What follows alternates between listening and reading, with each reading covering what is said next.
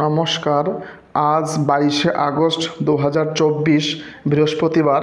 আজ কিন্তু কলকাতার প্রাইমারি পর্ষদে third phase state level counselling কিন্তু হচ্ছে। আমরা জেনে গেছি গতকাল কি হয়েছিল, আমরা ডিটেলসে এখানে আলোচনা করব। এবং সবচেয়ে ইম্পর্টেন্ট তথ্য যে আমরা কোন জেলা পছন্দ করব, অর্থাৎ আজ যারা যাচ্ছ কলকাতা পর্ষদে তারা কোন জেলা পছন্দ করবে সেই বিষয়টি কিন্তু আমি তুলে ধরব। এবং আজ কাউন্সিলিং গুরুত্বপূর্ণ কি হতে চলেছে সেটাও কিন্তু জেনে নাও এই ভিডিওর মাধ্যমে। তো বন্ধুদের কাছে আমার একটা অনুরোধ, যারা নতুন অবশ্যই চ্যানেলটা সাবস্ক্রাইব করে দেবে প্রাইমারি সমস্ত আপডেট সবার আগে পাওয়ার জন্য। আর যদি ভালো লাগে অবশ্যই একটা লাইক করে দেবো বন্ধুরা, ঠিক আছে? তো দেখে নাও কি বলা হয়েছে। pertaining to the third phase counseling of impanel candidates under state-wide merit list, medium-wise and category-wise, who have not been impaneled in the relevant district-wise panel, medium-wise and category-wise। তার মানে কি বলা হয়েছে, যে সমস্ত চাকরি প্রার্থীরা এমপ্যানেলে নাম নথিভুক্ত আছো বা রয়েছো তারা কিন্তু পছন্দের জেলা পাওনি, তাই তাদেরকে কিন্তু স্টেট ওয়াইড মেরিট লিস্টে ডাকা হয়েছে কোন ডিপিএসসি তোমরা পছন্দ করবে। এবার দেখো, আমরা সবাই জানি কোথায় হচ্ছে, এপিসি ভবনে। এটা আমরা প্রত্যেকে জানি, এটা আমি আর বলছি না। আজ 22শে আগস্ট, তো আজ কিন্তু সেকেন্ড ফেজের পরীক্ষা বা অ্যাপয়েন্টমেন্ট লেটার বিষয়টি থাকবে। তো দেখো এখানে কী বলা হয়েছে। এখানে যে বিষয়টা আমরা দেখব সেটি হলো যে আজ কিন্তু এখান থেকে শুরু হবে। এই যে দেখো, প্রথমে যে রয়েছে ক্যান্ডিডেট বেঙ্গলি মিডিয়ামে, তো তাদের কিন্তু আজকে হবে 22/8/2024 দুপুর 12টা থেকে কিন্তু শুরু হবে কাউন্সেলিং প্রসেসটা। এবার আমার কথা হলো যে ওইখানে গেলে কি হচ্ছে। প্রথমত ধরো একজন ক্যান্ডিডেটের বাড়ি রয়েছে বীরভূম, তাহলে তার কোন ডিস্ট্রিক্ট নেওয়া সবচেয়ে ভালো হবে। এবার আর কী হচ্ছে, তোমরা প্রথমত বীরভূম ডিস্ট্রিক্টটা তো চয়েস করবেই, সেখানে পাবে না, এটা পুরো 100% তোমরা মিলিয়ে নিও। এবং বীরভূমের আশেপাশ যে ডিস্ট্রিক্টগুলো রয়েছে, যেমন বাঁকুড়া, পুরুলিয়া, ঝাড়গ্রাম, বর্ধমান, হুগলি, মেদিনীপুর, তোমরা কিন্তু এইগুলো চয়েস করবে। কিন্তু কি হয়েছে, আমার একটা ক্যান্ডিডেট বাস্তব অভিজ্ঞতা আমাকে গতকাল রাতে আমাকে জানালো যে সে বীরভূম ডিস্ট্রিক্টে বিলং করছে, তাকে পোস্টিং দিয়ে দিয়েছে পুরো উত্তরবঙ্গে জলপাইগুড়িতে।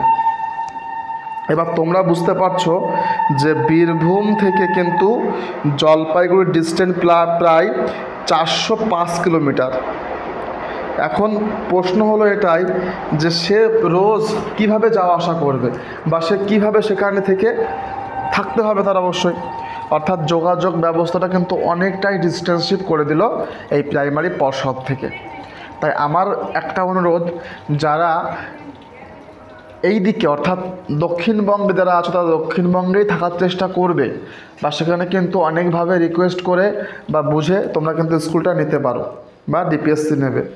তো আমার কথা এটাই, যারা বাঁকুড়া, পুরুলিয়া, ঝাড়গ্রাম, মেদিনীপুরে আছো, পশ্চিম মেদিনীপুরে, তারা কিন্তু অবশ্যই তোমরা এই সাইডটা অর্থাৎ পশ্চিম বর্ধমান, হুগলি, আর হচ্ছে পূর্ব বর্ধমান এবং নর্থ 24 কিন্তু নিতে পারো। তাহলে কি হবে, তাহলে কিন্তু এরকম বিষয়টা হয়েছে যে আমার কাছে প্রায় না হলেও 100 উপরে, গ্রেটার দ্যান 100-100-র উপরে কিন্তু ক্যান্ডিডেট রয়েছে যারা কিন্তু অলরেডি ঝাড়গ্রাম, বাঁকুড়া, পুরুলিয়া, মেদিনীপুরে কিন্তু তারা কিন্তু রয়েছে ওই দিকের ক্যান্ডিডেটগুলো। তাই তোমাদেরকে আমি একটা কথাই বলতে চাই, যারা মিউচুয়াল ট্রান্সফারের বিষয়টি ভাবতে চাইছো তারা কিন্তু অবশ্যই এই পদ্ধতি ফলো করো। অর্থাৎ তোমরা যারা বাঁকুড়া, পুরুলিয়া, ঝাড়গ্রামের দিকের স্টুডেন্ট, তোমরা কিন্তু অবশ্যই নর্থ 24, হুগলি, পূর্ব বর্ধমান, পশ্চিম বর্ধমান জেলা কিন্তু অবশ্যই পছন্দ করে নিয়ে নিও, তাহলে কোনো অসুবিধা হবে না, খুব সুবিধা হবে। মানে আমার কথা হলো একটাই, যদি আমরা পশ্চিমবঙ্গকে আমরা ভাগ করি, আমরা জানি যে পশ্চিমবঙ্গ তো দুটো পার্টে বিভক্ত, একটা হচ্ছে উত্তরবঙ্গ নর্থ, এটা দক্ষিণবঙ্গ। তাই আমার বক্তব্য এটাই যে সাউথ মানে দক্ষিণবঙ্গের কিন্তু ক্যান্ডিডেটরা দক্ষিণবঙ্গেই থাকতে চাইবে, তাহলে বেস্ট হবে। বোঝা গেছে? তো আমার এই বিষয়টাই তোমাদেরকে কর্ণপাত করা দরকার ছিল, আমি তোমাদের বুঝিয়ে দিলাম। এবং কাউন্সেলিং সম্পর্কে যদি কেউ কোনো সমস্যা থাকে, কোন ডিস্ট্রিক্ট নেব, কোন প্যানেল নেব, কোন সার্কেল নেব, অবশ্যই আমার সাথে যোগাযোগ করো এই নম্বরে 9339687509 নম্বরে। ঠিক আছে? কাউন্সেলিং সম্পর্কিত সমস্ত আপডেট তোমরা এই নম্বরে হোয়াটসঅ্যাপ করেও পেতে পারো। বোঝা গেছে? আবারও বলছি, দক্ষিণবঙ্গের স্টুডেন্ট দক্ষিণবঙ্গে থাকার চেষ্টা করবে, কখনোই তোমরা কিন্তু উত্তরবঙ্গে যেও না। যোগাযোগ ব্যবস্থা, ডিস্টেন্স, তারপরে সাংস্কৃতিক, খাবার, পরিবেশ সব কিছু কিন্তু আলাদা। ঠিক আছে? তাহলে এই কথাটাই রইল।